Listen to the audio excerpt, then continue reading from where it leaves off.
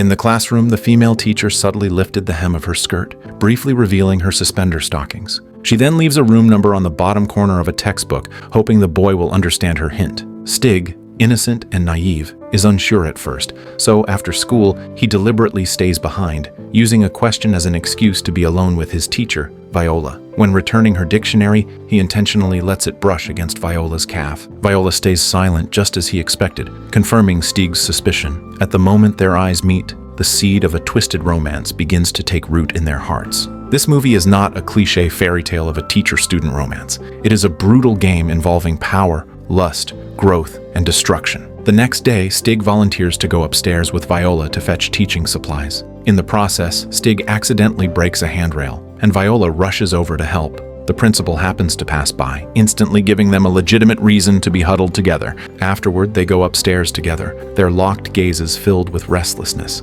In a dim corner, they taste the forbidden fruit for the first time. It isn't until he returns to the classroom that Stig secretly wipes the lipstick mark off his mouth. They both think they hold the key to love, unaware that this key opens the door to an abyss of no return. Viola is the most popular female teacher in the school. She is beautiful, elegant, and possesses a charm unique to mature women. However, when she is alone, she reveals a trace of unspeakable loneliness. That is until Stig appears, like a beam of light piercing through the gloom. He is the top student in the class, but also the most rebellious teenager. Their first meeting takes place on the very first day of school. In the classroom, the dim lighting splits the podium into halves of light and shadow. The middle-aged teacher, Viola, moved through the classroom, her eyes passing over the students' heads before settling precisely on Stig. The moment Viola's gaze fell on him, he felt something awaken deep within his heart. From this day on, he steals glances at Viola's profile during class and deliberately dawdles at the podium just to get one more look at her. And his clumsy secret crush,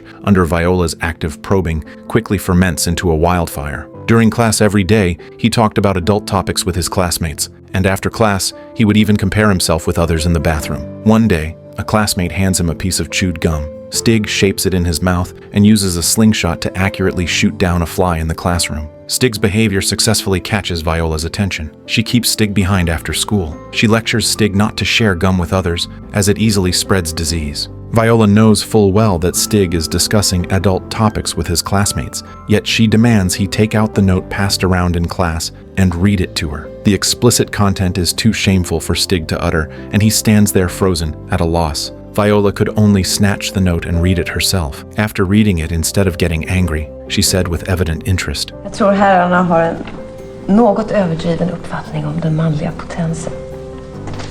Alla svar utom möjligtvis Olles är en produkt av rent önsketänkande. Hearing this, Stig is stunned. He never expected Viola to discuss this with him without any repulsion. After the awkwardness passes, Viola doesn't let Stig leave. Instead, she orders him to clear all the flies from the classroom, just to create more time alone with him. While Stig cleans the flies above the blackboard, he steals a glance at Viola.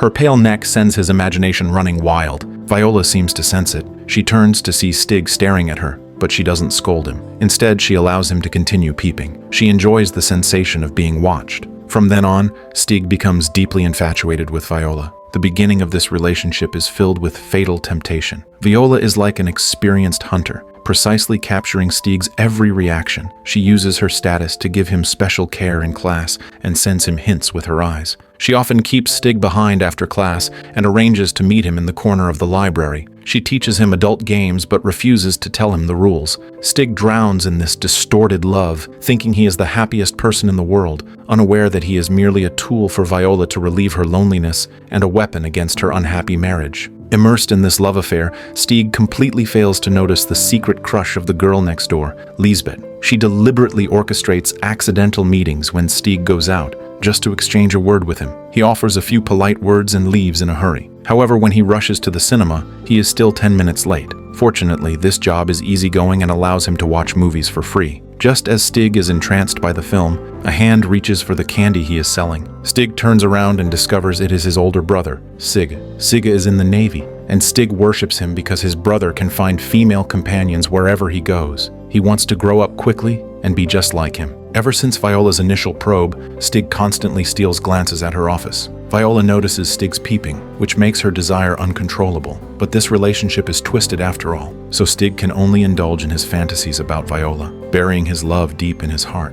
During exams, while others are seriously answering questions, Stig's attention is entirely on Viola. Whenever Viola passes by him, he deliberately creates physical contact. If Viola walks on the right, he leans his body to the right. Viola has long seen through his little tricks, but she chooses not to expose him. Instead, she plays along with a smile. Whenever the classroom is empty, Stig looks at the chair Viola sat in with a face full of intoxication. When caught, he looks incredibly awkward. Yet, Stig does not restrain himself. Every morning, he stands at a distance, secretly watching Viola walk out in her robe. The purple robe, so different from her professional attire, holds a unique charm. Stig has completely fallen. Coincidentally, the class monitor is out sick one day, and Viola needs a student to go to the storage room with her to get teaching aids. Stig immediately raises his hand. They walk one after another in the stairwell. Her graceful figure under the tight skirt makes Stig lose focus, and he accidentally breaks the stair handrail. Viola rushes over to help. Unexpectedly, the principal passes by the stairs. She instinctively pushes Stig into a corner. Seeing Viola, whom he thinks about day and night, so close to him, Stig uncontrollably leans in and kisses her. They finally tear through the paper-thin barrier between them. Still wanting more, they hide again in the corner of the storage room, exploring further in the dim space. It only ends when the school bell rings. Back in the classroom, Stig keeps touching his lips, clearly still immersed in the warmth of the moment. Stig's shy appearance brings a smile to Viola's face. Unknowingly, they have fallen deep into a forbidden abyss, a maze of love and taboo desire. As time passes, Stig is no longer satisfied with superficial physical contact. One day, while the classmates are all watching fighter jets outside, only Stig looks distracted. This is because Viola didn't come to class. He feigns a fever to take leave and runs straight to Viola's house. The moment the door closes, this relationship reaches the point of no return. To make the relationship last, Viola warns Stig to watch out for her husband. Stig agrees to everything, but just as he is about to leave, he runs into Viola's husband, Kjell. Luckily, Kjell only glances back and thinks nothing of it. Vad som du läser extra i? Ja, engelska.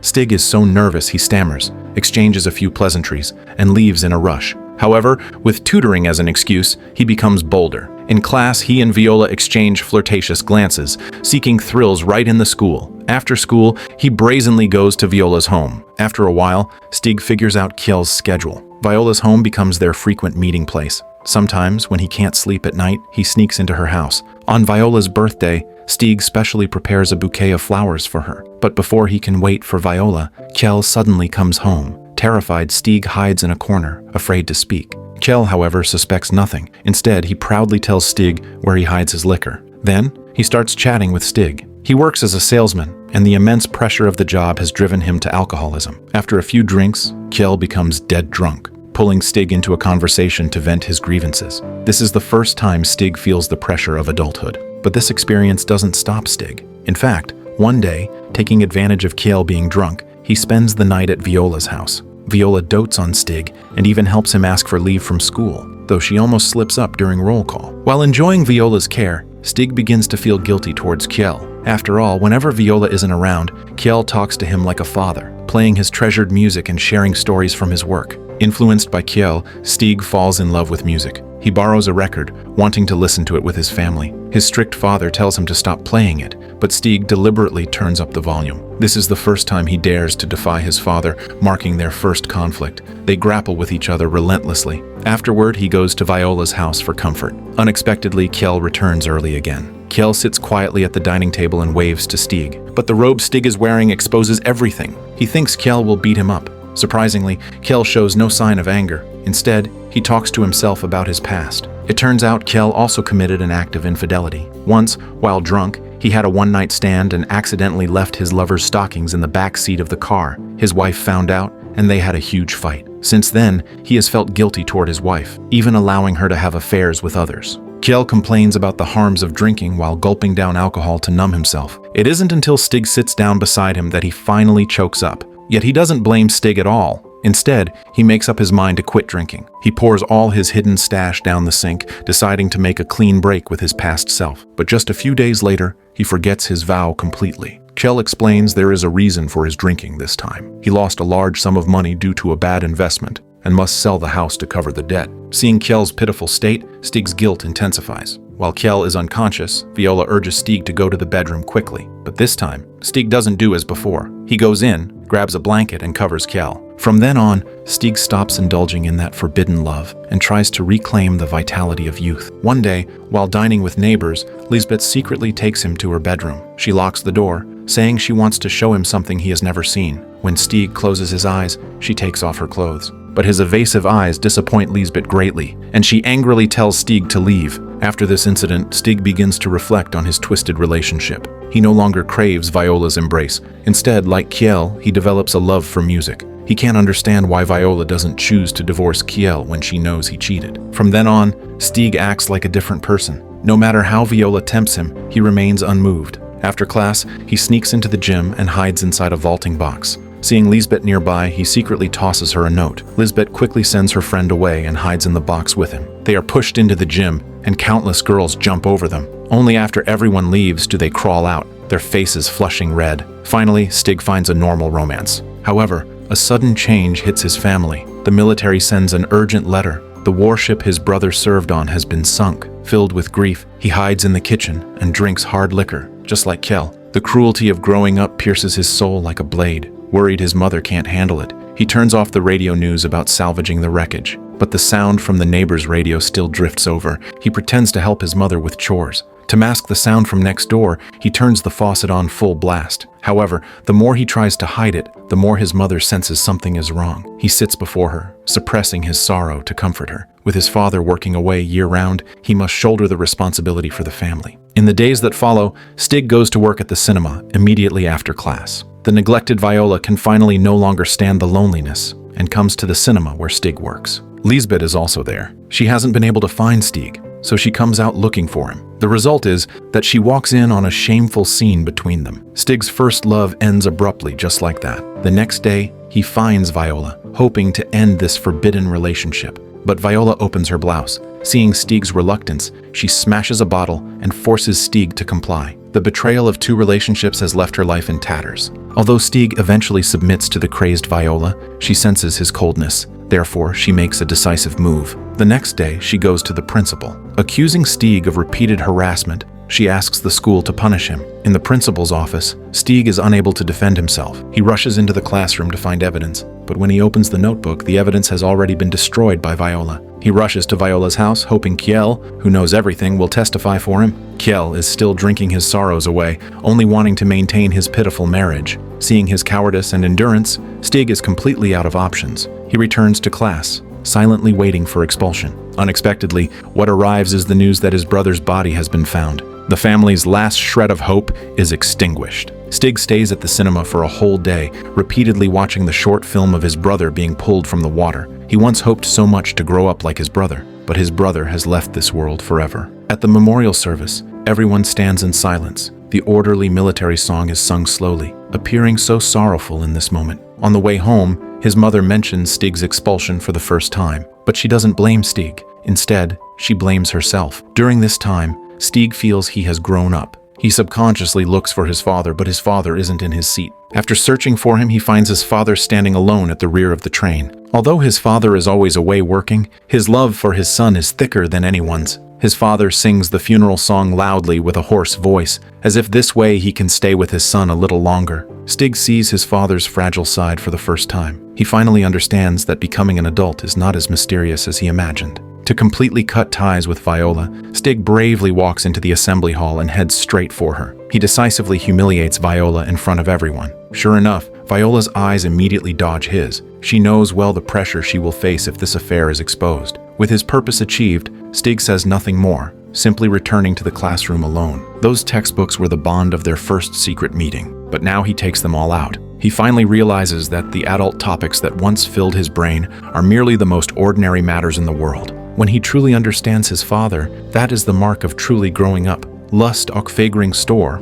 All Things Fair, has never been a film glorifying forbidden love. It is more like a profound fable about growth and redemption. It tells us that the indulgence of desire can never fill the emptiness of the heart, and obsession in the name of love often drags people deeper into the abyss. Adolescent love should be like a gardenia in the sunlight, pure and beautiful. But once tainted by the filth of desire, it becomes a deformed, poisonous flower, hurting others and oneself. The brilliance of the film lies in not simply portraying Viola as an unforgivable villain, nor defining Stig as an innocent victim. Viola embodies the shadows of countless women trapped by marriage and the era. She longs to break free but lacks the courage to face life, sinking deeper into the quagmire of desire through wrong means. Stig's recklessness and persistence are inevitable portrayals of adolescence, carrying the unique arrogance and innocence of youth. He thought love could break through all worldly barriers, but ignored the weight of reality and the complexity of human nature. This forbidden love is more like a mirror, reflecting the emptiness and confusion in people's hearts